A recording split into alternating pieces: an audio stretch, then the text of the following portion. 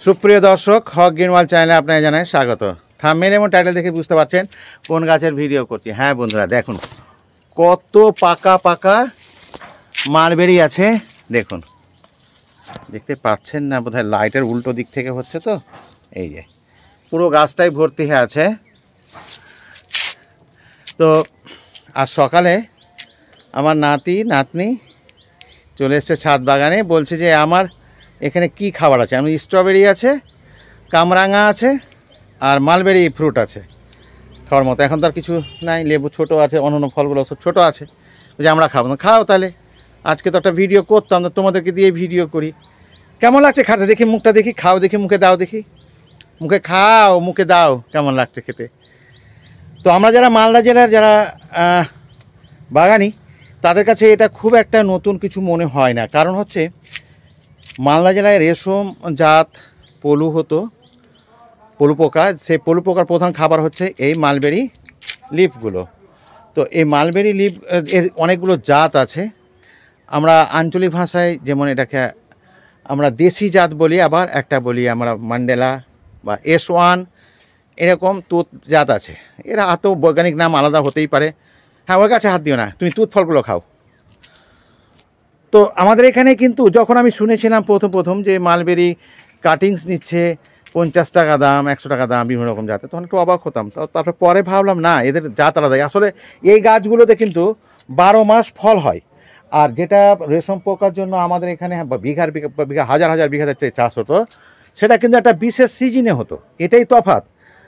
আর এর চারা করা খুবই সহজ ব্যাপার, কারণ এর যে কোনো 5-6 ইঞ্চির একটা কাটিং মাটিতে বসে দিলেই খুব ইজিলি এঁটেল দোআঁশ মাটি, যেটা মানে দোআঁশ মাটি কিন্তু এঁটেল ভাগ একটু বেশি থাকবে, সেই মাটিতে খুব ভালো হয় এটা। মানে খুব একটা হালকা মাটি না হয়ে এরকম ব্যাপার। প্রতি বছরই এর হার্ড পুনিং করা হতো, আমরা এটা জানতাম। কিন্তু আমরা করি কি, এবারে একবার হারভেস্ট করে নেওয়ার ফল, তারপরে হয়তো আমরা পুনিং করে দিই, তাহলে এটা খুব তাড়াতাড়ি ঝাঁকড়া হয়ে যায়। যেমন এই গাছটাই গোড়ার দিকে দেখলে অনেকটাই মোটা পাবেন, আসলে 3-4 বছর হয়েই গেল। আর ফলগুলো তো বিভিন্ন রকম কালার, পেকে প্রথমে তো সবুজ মতন হয়, তারপরে এরকম ধীরে ধীরে একটা লালচে ভাব আসে, তারপরে একদম পূর্ণ পেয়ে গেলে একদম কালচে ভাব চলে আসে এইরকম। তখন একটা মিষ্টি স্বাদ আসে, টক মিষ্টি স্বাদ আসে। ভিটামিন সি যুক্ত এই ফলটি হয়তো খুব বেশি সুমিষ্ট না হলেও বাচ্চাদের কাছে এটা খুবই জনপ্রিয়। মানে ওরা যেহেতু ফ্রিতে পায় রাস্তাঘাটে, আমাদের এলাকাতে যেখানে দুধ চাষ হয় না, সেটা আলাদা ব্যাপার। প্রচুর হয়েছে আর কি, ও মাঝে মাঝে খায়। মানে এইটুকু গাছে 200-400 পিস মানে ফলানো কোনো ব্যাপার নয়। আর এর চারা তোমরা খাও, তোমরা খেতে থাকো। আর এদের চারা করা খুব ইজি করা যায়। আমি এখানে চারা করেছি, দেখতেই পাচ্ছেন। এই যে চারাটাতেও ফল চলে এসছে, এখানে করেছি আমি।